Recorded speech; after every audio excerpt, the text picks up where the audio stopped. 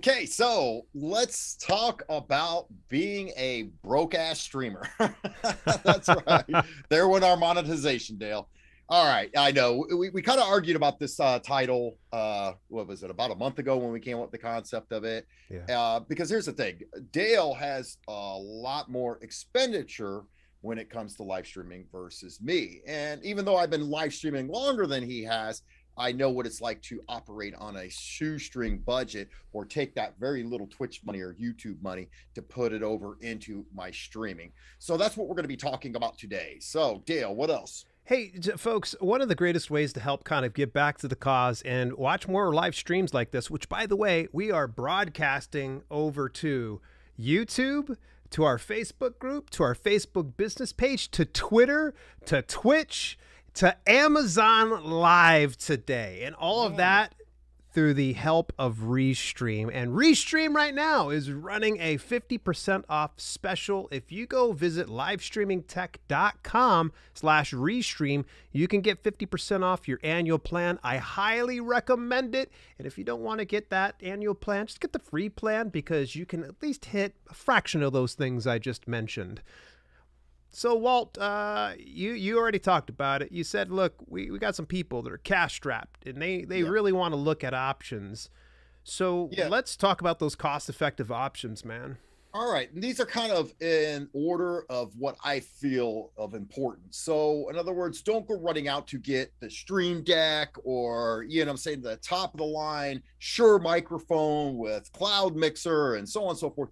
So we're talking about being broke. I mean, you're living from paycheck to paycheck, or you're just starting your streaming career and you don't know if you're necessarily going to be into this in the long haul. So you don't want to plop down thousands of dollars just to turn around and have to sell this gear on eBay or give it to your nephew or cousin or whoever your close relative is. So let's go ahead. We're going to hit sound first. And the reason why I say sound, because the fact is you can actually live stream without a camera or live stream with a really pretty junky camera. But one thing that is not forgiven is crappy sound. That's right. You better not sound like you're talking through a coffee can or have a microphone that is hissing, that kind of stuff. So let's look over here on Amazon. And I found this product months ago, and actually we did a video on it, which is the shirt I'm wearing, the hot potato, not potato. And that was the Castries condensing microphone. So now we're talking, this is a USB, this is an XLR or anything like that, to where you have to have, power to before it goes into your PC or a mixer or whatnot. I mean, you just straight plug and play. And Dale, you help me out, dude. That wasn't a bad microphone. We thought it was going to be total trash, did we not? I literally paid like $15-20 for this microphone just for it to be potato quality, because I'm entertained by things like that. But it shocked me. It actually was pretty good. It was pretty good. Yes, exactly. So we're talking a microphone under $20. That's going to get you sounding somewhat decent on your live stream. Now, this isn't something that you're going to roll with for 5 or 6 years. You could, but this is something to your cash strapped. You're like, oh my God, I've been having complaints. People say that, I'm streaming through a gaming headset and I sound terrible or this and that. Jump on this microphone. It's a quick fix and you're ready to sound somewhat semi-decent. And one thing you might find out too, and I'm going to go ahead and flash up the Amazon product page again here, folks, is from time to time, you'll find sometimes like some products are not available anymore. And what I would say is look into their Amazon Renewed program, because this is actually backed by their own warranty. So if the product goes bad for whatever reason, you can end up returning it with no issue as long as it's within that warranty. I've bought some Renewed products. Please don't be ashamed to get something like that. Just because you bought something new doesn't make you any more important than somebody who's bought something refurbished. So I just wanted to kind of give a heads up. And all these deals you guys can find available over on Amazon at dalelinks.com, or excuse me, dalelinks.com. I'm on wrong stream here. Livestreamingtech.com/deals. These are all the deals we're going to be doing. So if you want to skip forward, you can always do that. And if you're watching Amazon Live, there's a carousel right below us that we're going to be talking about each one of these products in detail. So this very next one, Walt, I'm going to go ahead and take it away. So you got your sound dialed in. Now, the next one is going to be absolutely critical: lighting. You can have any number of webcams but it doesn't matter, because as soon as you don't have the proper and adequate lighting, it would really make a huge, it'll drop you down to potato quality. So let me just show you as an example. I've got my lights, and I'm not going to try to push you guys on these ones because they are more pricey, but you can see when I shut this off, believe it or not, it's not this dark in the room. It just looks that way. And so making do with what you have is excellent. But let's go ahead and look into something that's called the UB Size LED Video Light Kit. This is a very interesting product. Walt actually had showed to me. It has 5 different gels and colors that you can put into it. You can plug it in. There's so many things. 2 pieces, dimmable, continuous, portable photography lighting with adjustable tripod stand and 5 color filters. You can use this for just about anything. It's relatively inexpensive, and right now it's actually considered an Amazon's choice. Good choice there, Walt.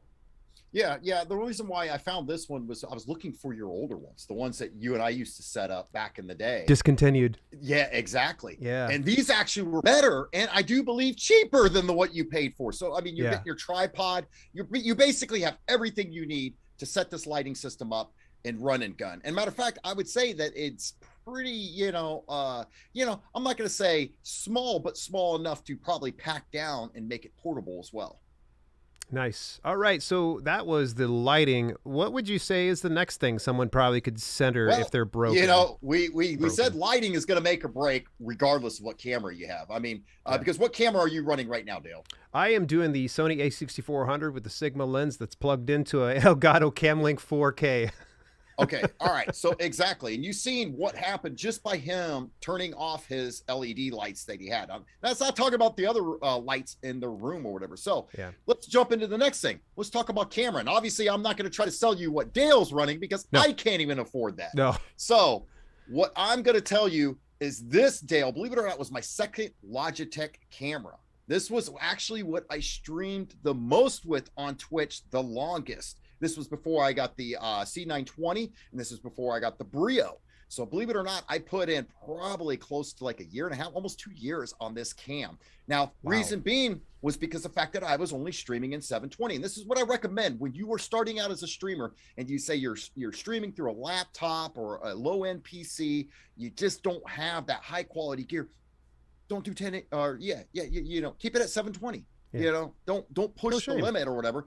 And that you're also going to save bandwidth. You're going to save yourself headaches and hassles when it comes to this. So this is the Logitech C270 HD. So once again, here's the drawback on it. You can only go up to 720p on it, but like I said, this was actually a very decent camera. And if you have that decent lighting to back you up, actually, and I didn't even have the decent lighting. I think I was using a living room lamp. A lamp, had no shade. Yeah. A lamp with no shade. And I used a t-shirt as a diffuser on it. And if I could pull off a semi-decent look on that cam, then I know that if somebody got a proper LED setup, whether it be, the Logitech or the Elgato, LEDs, or even those cheap ones that we just pointed out before, you're actually going to get a decent quality out of this. One of the things when it comes to live streaming is being comfortable in your setting and being able to work efficiently. And I think part of that efficiency is going to help you enjoy the process of live streaming better, and also probably do it more often because you're not like dreading it. So one of those things, I believe the very next thing you should consider is getting a second monitor. My wife fought me tooth and nail on second monitor until I forced her into, I was like, look, I'm going to buy this. If you don't like it after 30 days, we'll just return it and call it a day. After that 30 days, she was like, nope, I love this. This is amazing. There's so many benefits of using a second monitor. It's so simple. I'm going to tell you this. I am an AOC boy till I die because I really love AOC's products for a couple of reasons. They're a little cheaper, yet they're really reliable. So take a look at this one deal that Walt was able to pull up on an AOC 24G2. It's a 24-inch frameless gaming IPS monitor. It has a FHD 1080p, 1 millisecond, 144 hertz refresh rate, which is great. You have FreeSync, there's HDMI, a bunch of other things you could toss in there. 3 years, 0 dead pixel guarantee. Yes, this is a little bit pricier. Naturally, I'm going to talk about the more pricey things. My apologies. in the event that you're screaming at your thing like, I'm broke. What makes you think I could spend $170? It's just an option. Just remember, the more comfortable that you're going to be in your live stream, the more people are going to feel that. And, you know, you probably say, well, maybe I can go to Goodwill and I'll just get a second monitor. That's fine. That's totally fine. But I'd say as we're kind of progressing through this list, we went through the must-haves already to the creature comforts, the things that are going to help you enjoy the process and be more efficient. What do you think there, Walt? Yeah, so here's the thing. I know that you were just talking about the sticker shock on that. Actually, believe it or not, for a 24-inch, 144 hertz monitor, that is not a bad price. It's actually really once good. Again, yeah, I'm not trying to be a tech snob or anything like that. Matter of fact, if I was a tech snob, I would tell you that that's complete garbage, you know, just because of the brand name and the price point. But like Dale says, I even have an AOC. So, I mean, once again, it hasn't failed me yet. It does what I need it to do. I use it as my secondary monitor. Matter of fact, you even have the option to get that in curved for like, I think like $40 more, Dale. So like if you didn't want it. And I like to point out too, I love the frameless monitors. The ones that Dale have been buying me here lately or whatever for my streaming setup have been the frameless. And the reason why I like this is because we both use a tri monitor mount where I use a dual monitor mount, but I like to be able to have my monitors meshed right next to each other. So that way I could drag and drop stuff seamlessly. And it feels like you're using one giant monitor instead of actually two. You know, you really start to lose focus over the fact that you're using two monitors. The other thing too is that second monitor, you're going to find that once you start using that second monitor, you're going to be wondering, wow, I was flying blind this whole time when live streaming, because the fact that you can open up so much more stuff over there. And especially if you're a game streamer, then yeah, you definitely need to rock out that second monitor, because the fact that that's where you want to have your OBS or Streamlabs OBS or any streaming platform that you're using, or Restream Studio, that kind of stuff. You want your chat, you want everything else over on that. So that way you can have kind of a glancing eye over there while you have your fixed eye on what you're actually doing or what you're actually performing on that main monitor. Yeah. Speaking of, creature comforts, let's get to this very next item. This is another, like, not must have, but it certainly is pretty nice because well, I could talk about this one from pure experience because I have it right here. A lot of you don't see this. I don't do what Dale does. I've done this pretty much throughout my streaming career. I believe in out of sight, out of mind.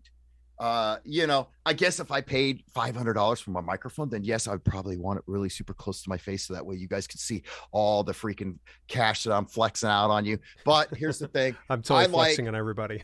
Yeah, no, you actually do it for sound quality. And that's the reason why I say choose this, because the fact that their microphones have sweet spots. Now, mind you, I'm not in my sweet spot, but at the same time, I like that, finding that sweet spot, but at the same time, having that microphone out of sight, out of mind. Mm-hmm. That's why I love doing lapels, dude. When I come over to your place, I love it when we break out the lapels, because it's just like, I feel free. And unfortunately, I end up bumping into the lapel or wearing it inside my shirt and, you know, stupid stuff like that. So tell me about this mic stand, man. So this mic stand, I know gear, I think hopefully I'm saying it right. Microphone stand for a Blue Yeti microphone. Even though I'm not using the Blue Yeti, I'm using the Scarlett Studio microphone that came with my Focusrite.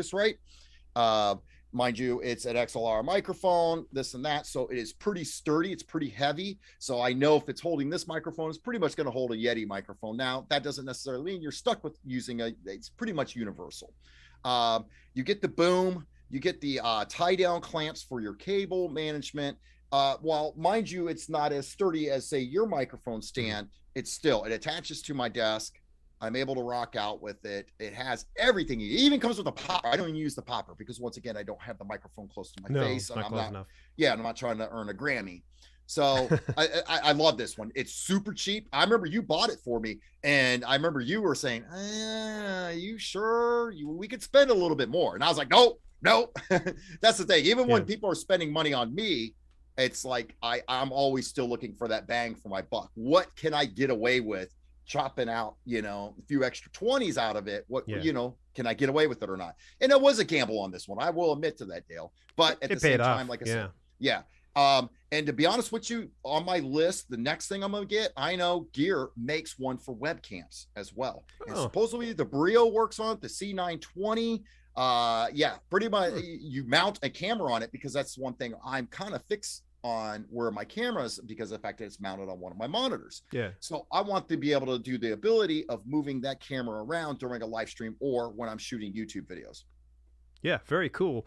Well, Okay. there's one last little thing here, and it's what we like to call the bonus, but we're not going to shout this on the top We're of gonna our call lungs it, like a. we're gonna call it a secret today because Dale Yeah, got on me at it's the a beginning. secret. So those of you who tune in to the live stream and you see the countdown and you see us jerking around or whatever, and you're wondering what we're talking about, that's what we were doing. We were talking about the new hot potato, not potato t-shirt, which you can find on our merch store. And at the same time, we were talking about, he says, Walt, stop with the bonuses. It's not a bonus if you do it every time. So I swear this will be the last bonus for a while, or we'll just call it double top secret. And here's the thing. A lot of you know who follow me on live streaming tech, this is my biggest harp, or those of you who have bought my book know that I harp about not using Wi-Fi unless you absolutely have to. When it comes to live streaming, stay off of Wi-Fi. It is going to make your live stream look like complete trash. And if it doesn't, you won the lottery. So what I like to do is I like to use either a switcher or a repeater. Now, a lot of you are going to ask me, well, why should I be using a switcher or a repeater? Okay, so here's the thing. A lot of you tell me, well, I have to use Wi-Fi because the router is downstairs in my living room and I'm upstairs, or it's in the basement and I live stream on the second floor. So I have to use Wi-Fi because I don't have a long enough Ethernet cable to reach my computer. So that's what that will do, is by getting a switcher or an extender, you could actually get that cable linked, you know what I'm saying, without having to run, 500 feet of cable throughout your house. You can actually drill literally what my son and I did. We drilled a hole through the ceiling to the floor of his room and we run a switcher down. Now, the reason why we use a switcher and not a repeater is because the fact that I'm not going above that 100-meter length. Now, well, you got wondering, you're probably like, why would you go? What happens if you go over 100 meters?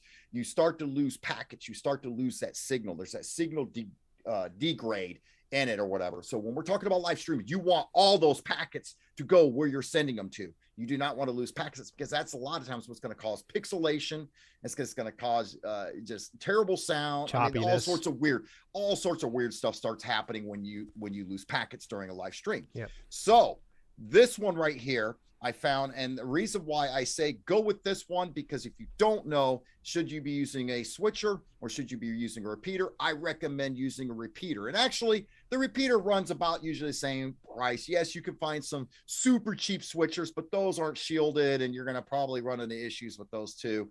So this one here, go with this. This is the Trend Net Gigabit PoE repeater / amplifier. So that's what we're doing, is basically you're running the cable up at halfway to where you're at.